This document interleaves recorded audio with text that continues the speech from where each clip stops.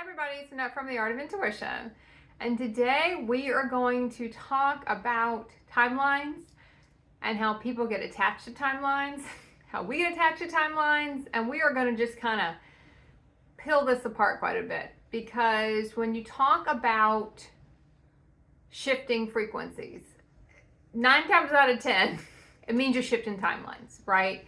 Because the frequency that linked you to the timeline you used to be in is now dissolving and you're hooking up to another frequency. Now there is a certain part where you can be in a space in between where you kind of have the new timeline hasn't formed yet. The old one's slipping away and you're kind of in the space in between where you feel like you have really nothing to latch onto, which is a very common thing that can happen, especially in the earlier days of my ascension. I would notice that. I don't notice it as much now. I feel like the timelines kind of come in pretty fast, and I have a feeling it's just because I'm not holding on to the old ones as much, and I think that was one of the reasons why you would have this delay in a sense, because of the holding on, of the wanting to go back to the old ones and not really letting them go. And one of the main reasons we do that is because the people that are in the timeline, and this is something I was doing a lot a few years ago. I didn't really realize I was doing it. And that was trying to get the people from the old timeline and bring them with us in the new timeline, right? And normally it doesn't work like that.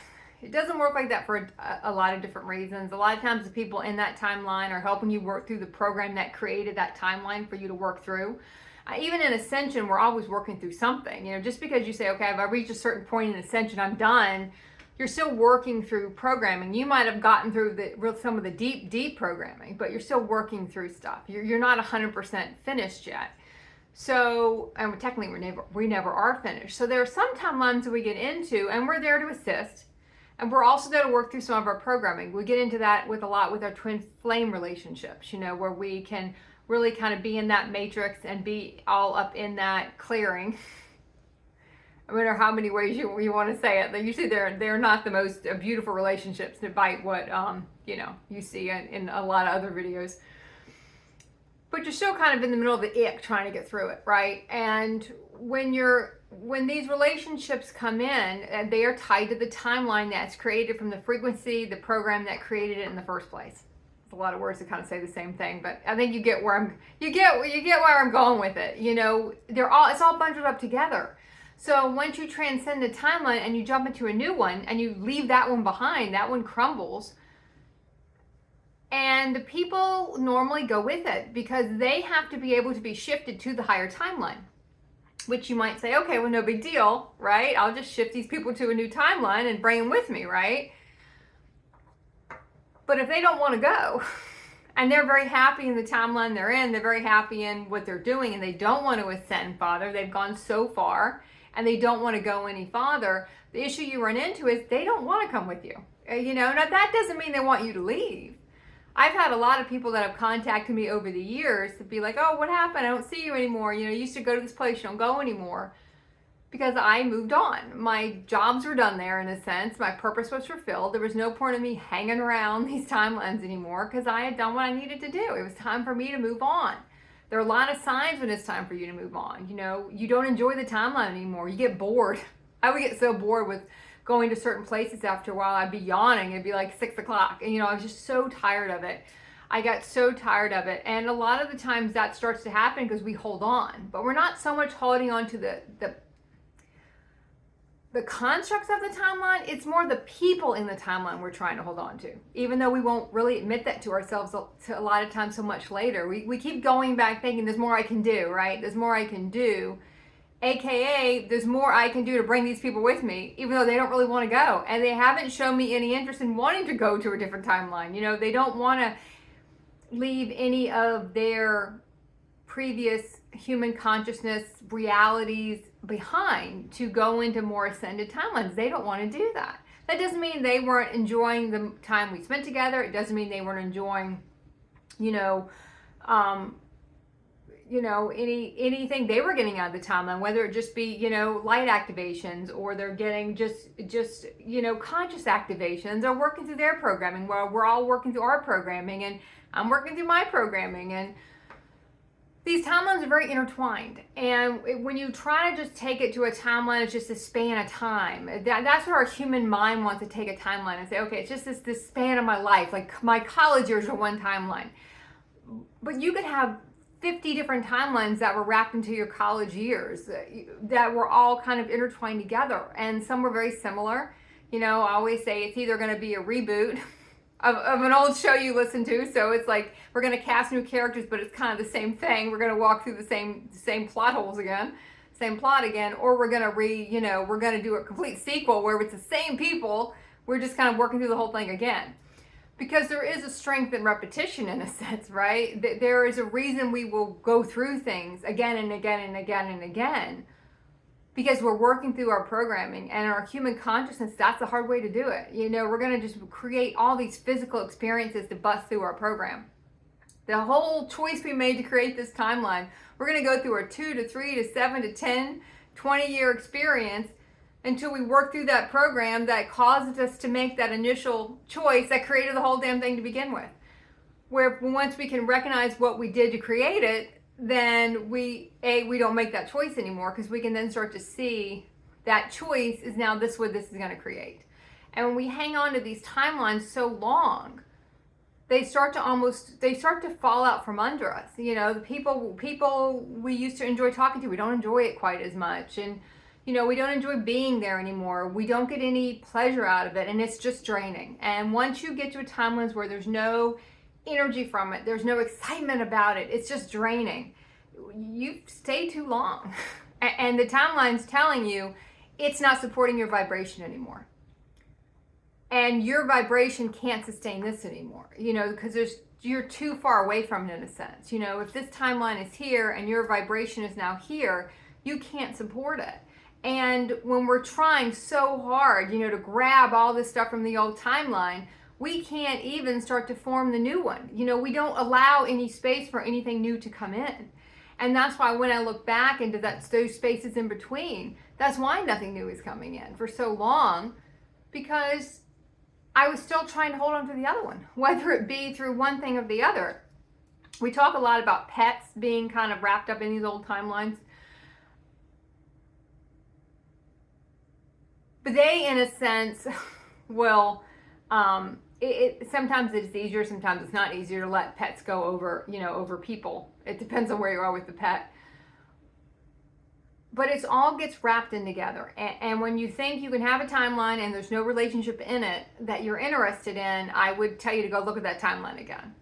Because there's something there that is of interest, Or you wouldn't have been there in the first place. Most of these timelines we go through, they're about the people in the timeline. We're just not going into a vast openness of nothingness with nobody there but us, even though it feels like there's nobody there but us, because there's nobody connecting with us on the level we want to connect with for a while. But we're still in timelines with people. We're just in timelines with people that are normally not in the consciousness we're in, because we're there to uplift the consciousness. That's why we're in that timeline. You're kind of the nexus of that timeline. You're there to elevate the whole thing. And once it's elevated as far as everyone else in that timeline wants to go. And you can even see similarities while all these people are in the timeline together too. It's not just us. Take you out of it and look at everybody else there and go, why are they here? Why are all these other people here? What programs are they running? Why am I here? You have to start to really dissect it and really start to pull it apart and really start to understand that it's not just one reason. It's not just one reason you're there.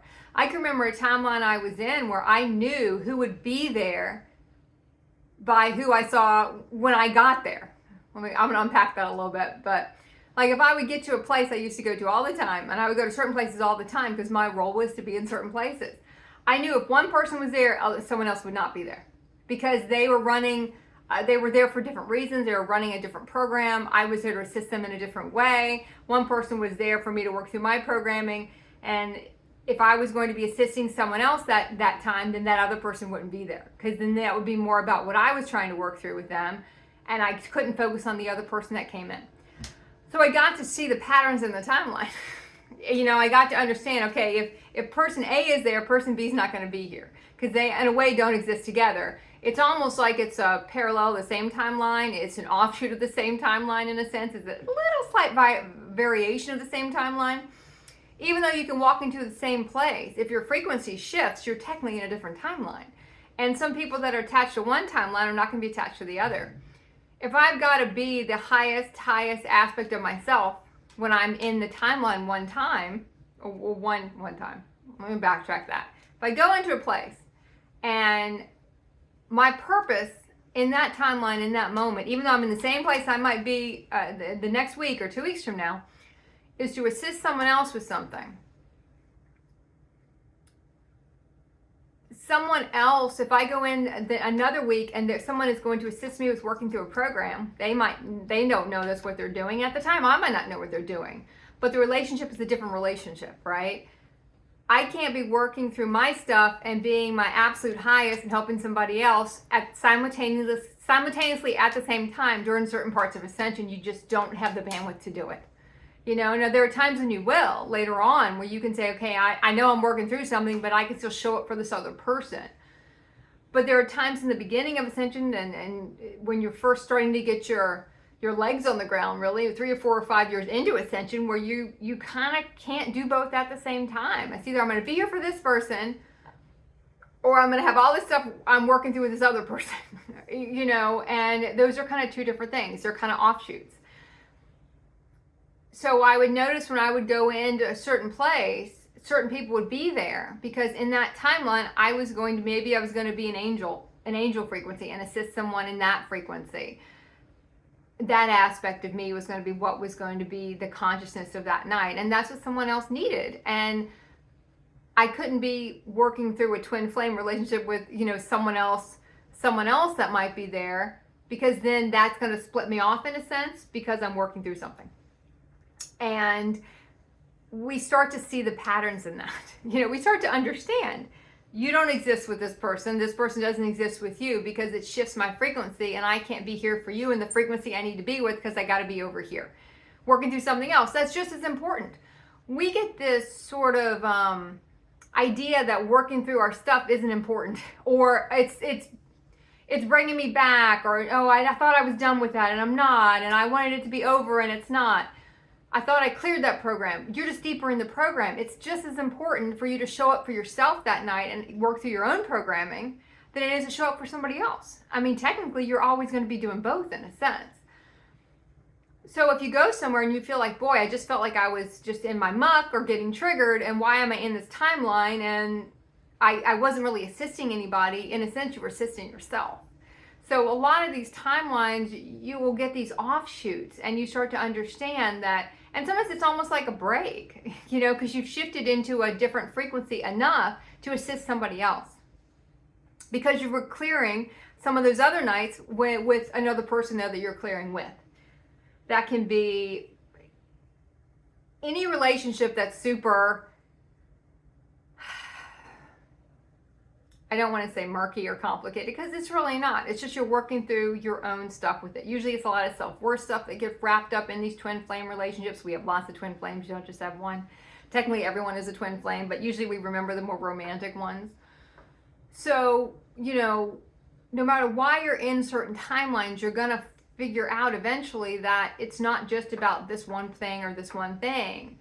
But when it's time to leave them and you've fulfilled your purpose and you've gone as high as you're going to be able to go there, and now staying is just keeping you in the muck. You can't really clear it because you can't get out of it, because you want people to go with you. Or maybe you don't want one person to go with you. Maybe you want 10 of them to go with you.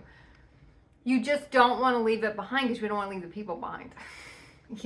We are not, what is the tagline for the Marines? We never leave a person behind. In Ascension, we will leave people behind. You're not the Marines, man. We will leave them behind, because they have their own platoon of higher aspects to work with them. They have their own universe to work with them.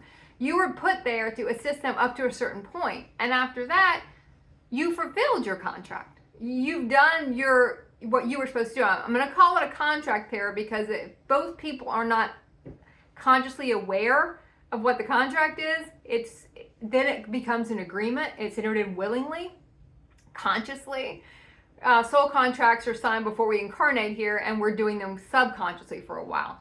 Now, once you go through so many parts of your ascension process, you become conscious of your contracts, but the other person in the contract could be still very unconscious of what the contract is.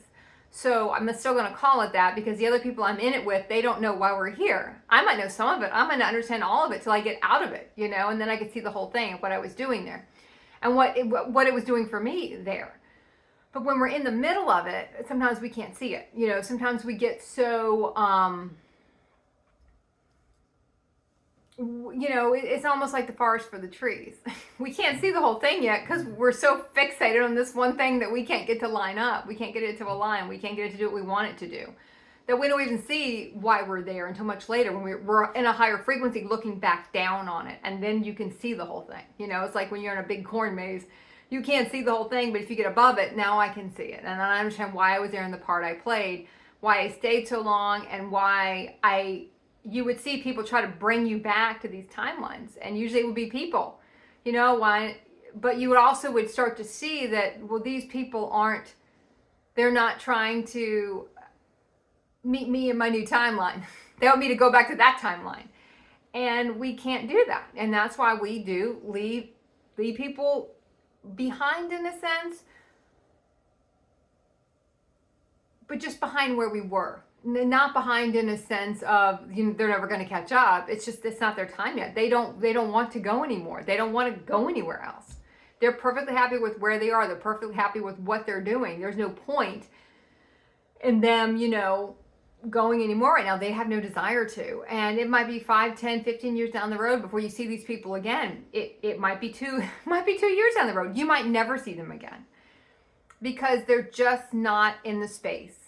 And by the time they are ready, you might be so far beyond, you really aren't in the frequency to assist them anymore. You're in so many different, you have so many different expanded roles you're doing now that it's not something that has a purpose anymore for you. There's someone else out there that can help them more than you can, right? Or assist them in their next stage of their process. And that could be 20 years behind where your process was. So it's important to acknowledge that and acknowledge when we're trying to do it. I hadn't realized I was trying to do it. And I was trying so hard to bring someone out of one timeline into another, and they had no desire to go. And as soon as I stopped participating in the timeline they were in, and, because it was time for me to leave it, their relationship ceased. A few of the relationships ceased. One, particularly, I had more cords of attachment to. I had more going on with it. That was a little bit more difficult for me, but that's what's going to happen. And a lot of times it's easier just to start off with new people in the new timeline than try to drag other people with you. You kind of have to make that choice. Can they come? Do they want to come with me? Do they want to get to align to this new timeline, align their consciousness to this new timeline? And we have to be okay with if they don't.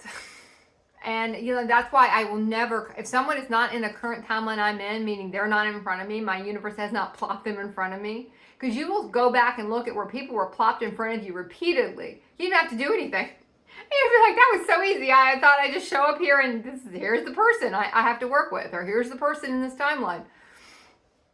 It wasn't even difficult. Your universe just set them there. Yeah, and okay, well, there they are. Well, that was quick. And here we go. Let's go through this timeline. And when you're in a timeline and none of these people are with you anymore, and it could be someone you knew that maybe survived a lot of different timelines you were in until you transcended a certain part of a program. And then all of a sudden they're gone. You might know them for 20 years, 30 years, and all of a sudden they're not there. You're not hearing from them anymore. You don't know really what's going on. And our human wants to, well, are they mad at me? Is something going on? That's all our human programming that starts to kick in. Our lack programming starts to kick in. I wasn't good enough. Whatever it is you're running, whatever it is going through, the thoughts coming up, that's the program you're running about the whole thing. They're just not there because they're not in the timeline. They're not casting this part of your movie. That's it. They're not here. They didn't sign the contract to come on to the next one. They're not here. They're not in this reboot. They're not in the sequel. They're not here. Who is here? Focus on who is here and what your role is with them. And if you're clearing something, and what we always are, but what we're clearing in this timeline, what's kind of the theme of this timeline? What's the program I'm running in this timeline? Or am I not running one here? Have I kind of transcended that program and now I'm into something deeper I'm working on? Don't go and try to drag these people in. If they're supposed to be there, they'll be there. And we have to resist that thing to bring someone in the timeline with us. I've gotten very strict about that. If they're not here, they're not here. And I don't contact people who are not in the timeline. That's it. And I don't go back into the old ones, even though for a while it's hard to not do that, because you keep thinking, and that's really why we hang on. It's more so we're so trying to shift something. Let me go back and do something a different way, and maybe they'll want to go. Let me just twist something another way, and maybe they'll want to come with me. But sometimes it just doesn't work like that. And as hard as that is, sometimes it just doesn't work like that. So, and that's why a lot of times our emotions are so heavy. We get into a lot of these timelines and our emotions, we can't see the timeline. That's why it's so much easier sometimes to see other people's in the beginning and you see where this timeline's leading them, because we don't have the emotion around it, right? And eventually you'll be able to see yours too. It's just we have to get the emotion out of the timeline. We have to not let the emotion, we have to clear the emotion. We have a mentality that's causing us to have an emotion. We have to clear the emotion. Then we have to look at the mentality of why am I even triggering that emotion inside of me to release? What's going on? And then we can see it. But it can be very hard when we're really wrapped up in it to see, where is this timeline going? Why can't I see the whole thing? Now, there's the other times where you're not going to be able to see timelines because they're just not fully fleshed yet, in a sense. So you could also be in a situation like that where you can't really see where it's going because you haven't gotten far enough into creating it to see where it's going yet. But for me, most of the time, it was because I was so emotionally clouded around it. You want it to go a certain way. You want it to fit a certain, like a puzzle. You want these pieces to fit a certain way, and you will jam those fuckers in there. Just trying to get it to fit because you want all these pieces to fit. All these people to fit in this timeline, and I'm going to keep working on it. And that's what tripped us up in a lot of our ascended timelines, because you got to throw the puzzle out. It's going to be upside down and backwards, and you're going to be taking those puzzle pieces and cutting them up, trying to get something to kind of gel and work. And it won't be the puzzle pieces you thought they were going to be there that are going to come together for you. It doesn't fit together that perfectly, in a sense, but it's a very organic way they come together. But because we want it a certain way, we almost shut down all the other timelines. That's why people will say, well, I can't see anything. I can't see any other possibilities, because we've gotten so strict on what we want it to be. We want it to be that certain puzzle piece. And if we can't figure out how to fit it in, we are so clouded, we can't see anything else. We don't want to see anything else. You just want to see that. And that locks us down to any other possibility, any other opportunity, because we just want it to be that one thing. We just want that one timeline in here. That one, there's 4 people, that one thing. And it could be whatever that thing is. Most of the time for me, dealing with different people throughout the years, it's people we want in the timeline. It's a connection we've had that we have outgrown, and we don't want to admit we've outgrown it. And normally they've outgrown us too.